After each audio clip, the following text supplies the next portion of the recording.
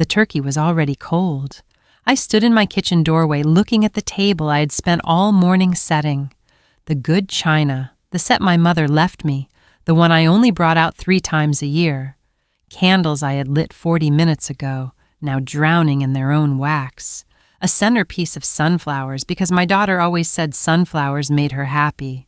Sweet potato casserole, green bean almondine, homemade cranberry sauce. And the turkey, a 14-pound bird I had been basting since 8 in the morning, now sitting under foil that no longer held any heat. It was 7:42 in the evening. My son had said 6 o'clock.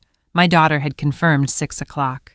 I had called them both that morning the way I do every Thanksgiving just to hear their voices before the chaos of the day.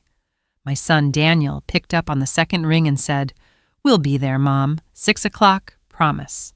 My daughter Christine sent a text at noon that said, "Can't wait, bringing wine." I set the table for 5. Me, Daniel and his wife, Christine and her boyfriend, who I had only met twice but was trying very hard to like.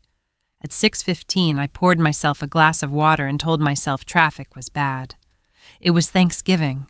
Of course, traffic was bad. At 6:45, I texted Daniel. Just a simple, "Everything okay?" He did not respond. At 7, I called Christine. It rang 4 times and went to voicemail. Her voice on the recording sounded bright and young, the way she always sounds when she's somewhere fun. "Hey, you've reached Christine. Leave me a message." I left a message. I said dinner was ready and I hoped they were on their way. At 7:30, I sat down at the head of the table alone and looked at the 4 empty plates I had arranged with such care. The napkins were folded into little fans. I had watched a YouTube tutorial to learn how to do that. I am 71 years old, and I watched a YouTube tutorial so my Thanksgiving table would look nice for my children. That's when my phone buzzed. It was Daniel, not a call, a text. "Mom, so sorry. Something came up. Huge work thing. We'll explain later. Save us some leftovers?" I read it 3 times. Something came up. I put the phone face down on the table and sat with my hands folded in my lap, the way my own mother taught me to sit when I needed to keep myself together. The candles flickered. Outside, I could hear the neighbors' children playing in their yard, shrieking with the kind of joy that carries across cold air. I did not cry. I thought I would, but I didn't. I got up, wrapped the turkey, put the sides in containers, blew out the candles, and washed the dishes by hand because that is what I have always done when I need to think clearly. The warm water, the soap, the rhythm of it. My mother used to say that you can solve most of life's problems at a kitchen sink. I was elbow deep in soapy water when Christine finally called back. "Mom, I'm so sorry. I just saw your voicemail." "Where are you?" I asked. I wasn't angry. I was something quieter than angry. There was a pause. A particular kind of pause that I have learned in 71 years of living means someone is deciding how much of the truth to tell. "We're at the Harrington," she finally said. The Harrington is a hotel downtown, 12 miles from my house. They host events there, galas, fundraisers, corporate dinners. I have driven past it many times. "What's at the Harrington?" I asked. "It's a networking dinner. Daniel's firm sponsored a table and, Mom, it's really important for his career."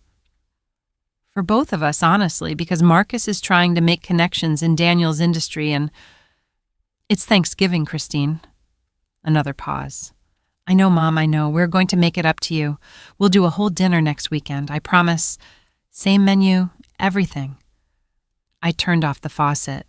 "Next weekend isn't Thanksgiving," I said. And then I said goodnight and I hung up. I finished the dishes. I dried my hands. I walked to the living room and sat in the armchair by the window, my husband Roy's old chair, the one I haven't been able to move since he passed 4 years ago. And I sat there in the dark for a long time. I want to tell you something about the years before that night because it matters. I raised those 2 children in a 3-bedroom house on Clover Hill Road in Columbus, Ohio. Roy worked construction. I worked part-time at the school district's administrative office and full-time everywhere else. The cooking, the laundry, the homework, the driving, the worrying. We were not wealthy people. We were comfortable people who worked very hard to stay comfortable. Daniel was our serious one. Straight A's, debate team, always with a plan. I drove him to SAT prep every Saturday morning for 8 months his junior year. Roy and I took out a second mortgage to pay for his first 2 years at Ohio State before his scholarship came through. When he graduated and moved to Atlanta for work, I told him I was proud of him, and I meant every word. Christine was our creative one. She changed her major 3 times, found herself eventually in marketing, and has a gift for making things beautiful. I flew to San Francisco when she got her first real job. I helped her paint her apartment. I bought her a coffee maker because she said she couldn't function without one, and I stood in Target for 20 minutes comparing brew speeds like it was the most important decision of my life. Because it was, in that moment, because she mattered that much. Roy got sick in the winter of 2019. By the spring of 2020, he was gone. Pancreatic cancer, which, as anyone who has been close to it knows, does not give you much time to prepare. It gives you enough time to say goodbye and not much else. Daniel flew home for the funeral and stayed for 4 days. Christine stayed for a week. I thanked them both and told them to go back to their lives, that I would be fine. I have spent 4 years being fine. I reorganized the house. I joined a grief support group at the church, which I only went to twice, but which helped more than I expected.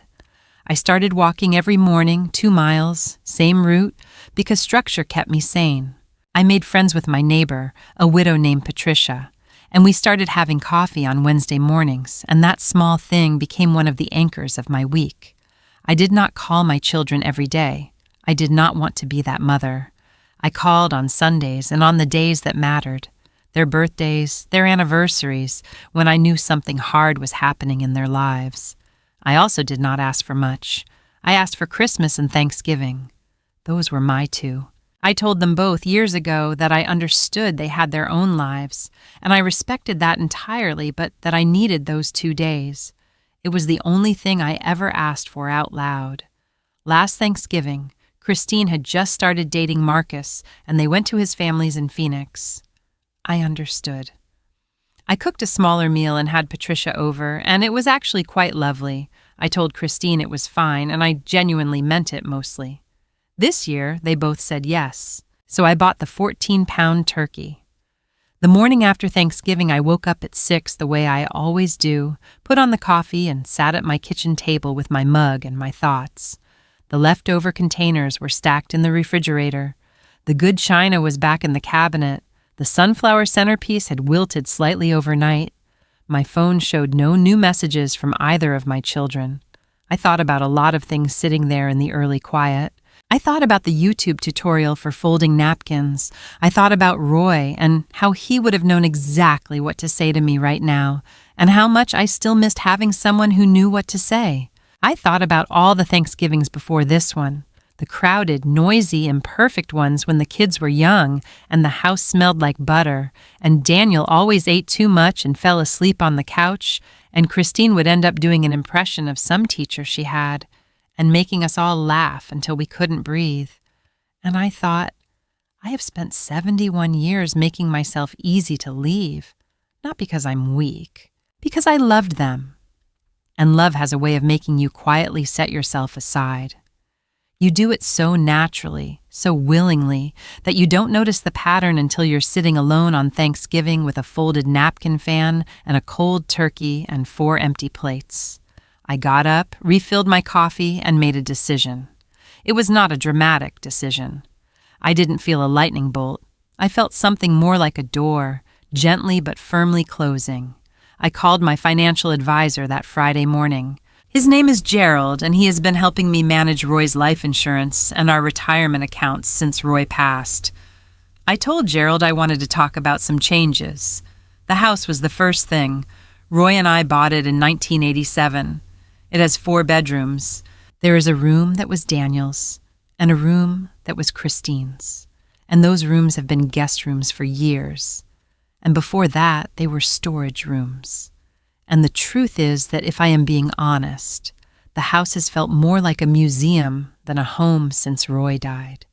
A museum of the life we built, which was a beautiful life, and which is over. Gerald connected me with a real estate agent. A sharp woman named Donna, who walked through every room with me in early December and told me what I already suspected. The market was strong and the house would sell. I listed it the week before Christmas. Between that first Friday call and the listing, I had exactly one conversation with each of my children. Daniel called on the Sunday after Thanksgiving. I let it go to voicemail, then called him back the next morning. He apologized, a full, articulate apology because Daniel is good at those, and explained that the networking event had come up suddenly, that there was a senior partner at his firm who would be there, that it was genuinely an important career moment. He said he should have called sooner. He said he was sorry. I told him I understood. I told him it was all right. That was not entirely true, but it wasn't entirely false either. I did understand. I just understood something larger than he realized. Christine texted a long apology on Monday. I responded warmly and briefly. I told her I loved her and I hoped she had a good week. I did not mention the house. There is a woman I want to tell you about. Her name is Beverly, and she is the reason I am standing where I am today. Beverly is 83 years old. She is Roy's aunt, technically my children's great-aunt, and she lives alone in a one-bedroom apartment in Sarasota, Florida, and she is one of the sharpest, most clear-eyed people I have ever known. I have loved Beverly since I was 24 years old, and Roy brought me to my first family Christmas, and Beverly shook my hand, looked me straight in the eye, and said, "You're going to do just fine in this family." I started calling Beverly on Thursday evenings after Roy died, just to check in. She had outlived 2 husbands and a son, and she talked about those losses with a matter-of-factness that I found both startling and deeply comforting. The Thursday after Thanksgiving, I told her what had happened. Beverly was quiet for a moment. Then she said, "Dorothy." My name is Dorothy, though most people call me Dot. Beverly has always called me Dorothy. "Yes," I said. "Can I ask you something?" "Of course." "When did you last do something just for yourself, not for the children, not in Roy's memory, not to keep busy, just for Dorothy?" I opened my mouth and closed it. "I'm going to take that silence as an answer," Beverly said. "Now. What has Dorothy always wanted that she never let herself have?" I knew the answer immediately. I had always known. When I was 26, before Daniel was born, Roy and I drove up to Vermont for a long weekend and rented a small cabin near a lake. We hiked and read books and cooked simple food and sat on the porch at night and watched the stars.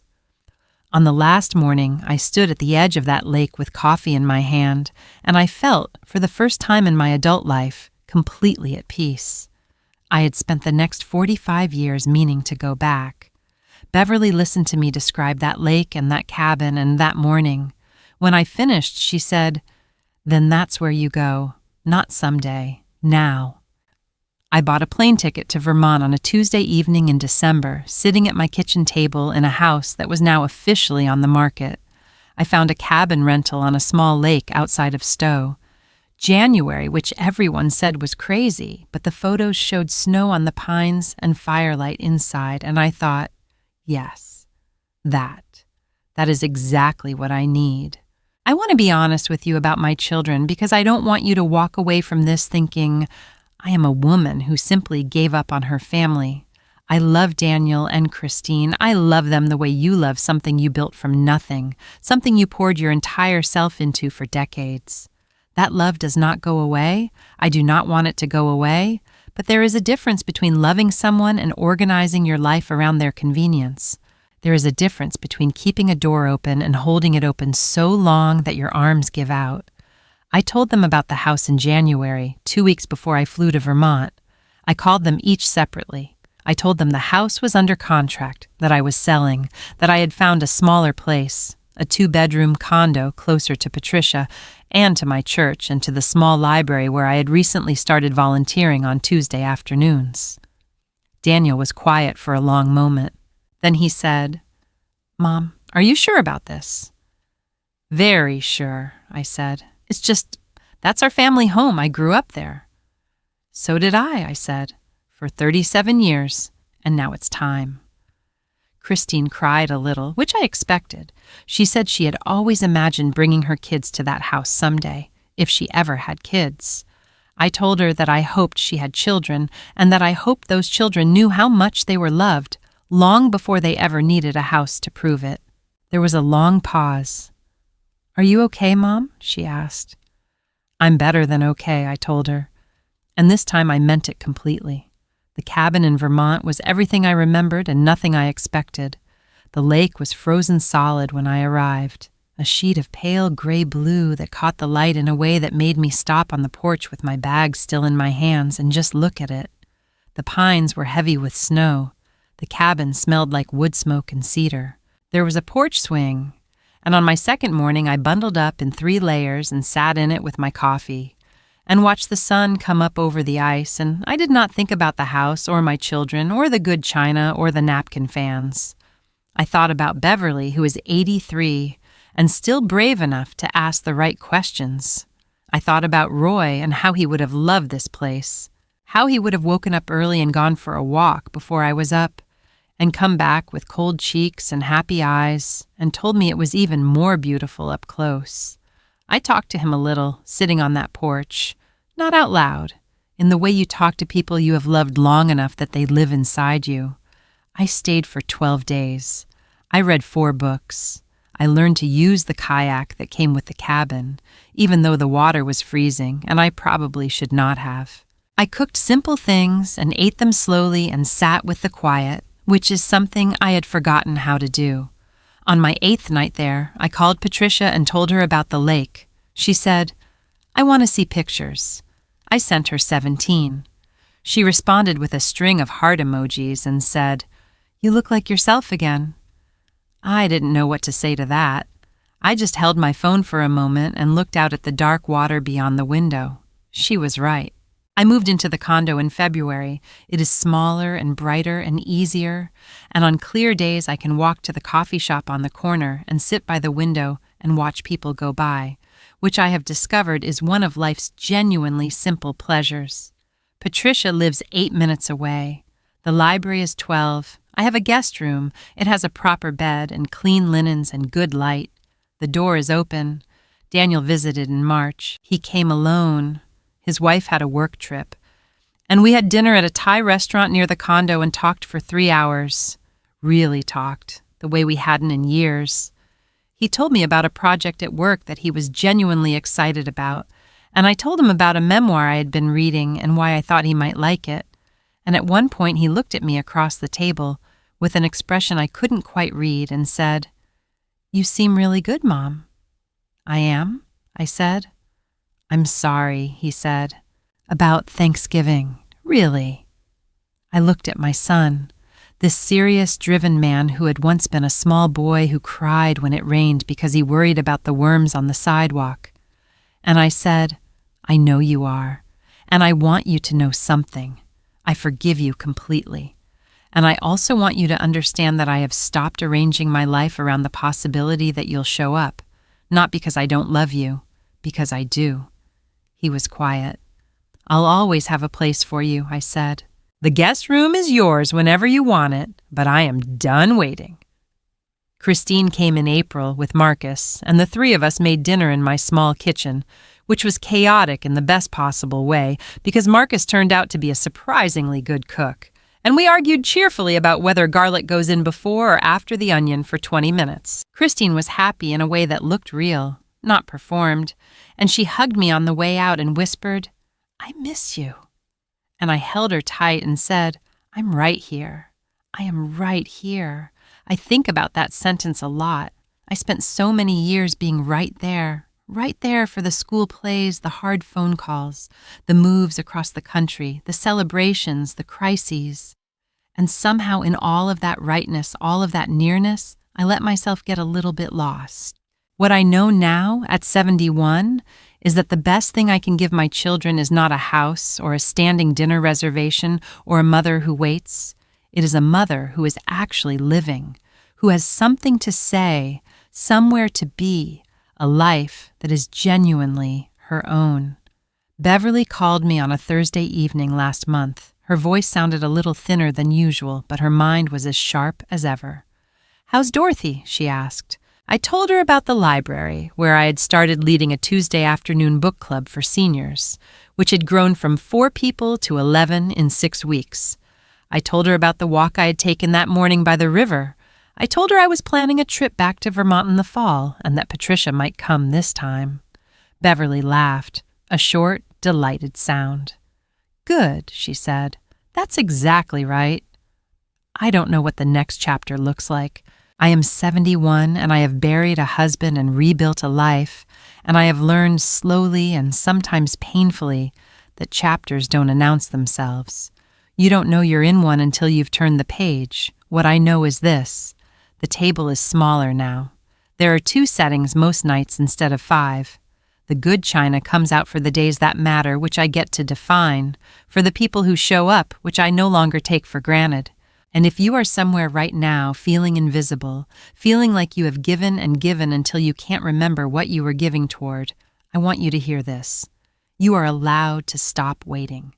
You are allowed to take the trip, downsize the house, change the routine, say the thing you have been swallowing for 20 years. You are allowed to build a life that fits who you are right now, not who you were when your kids needed you to drive them to school. The people who love you will find you, and the ones who don't, well, you'll have a beautiful lake to look at instead. The sun was coming up the morning I left Vermont in January, painting the ice in shades of amber and rose. I stood on that porch one more time with my coffee, and I thought about the 26-year-old who had stood at a different lake, in a different life, and felt at peace. She knew something, that young woman. She just had to wait 45 years to listen. I am listening now.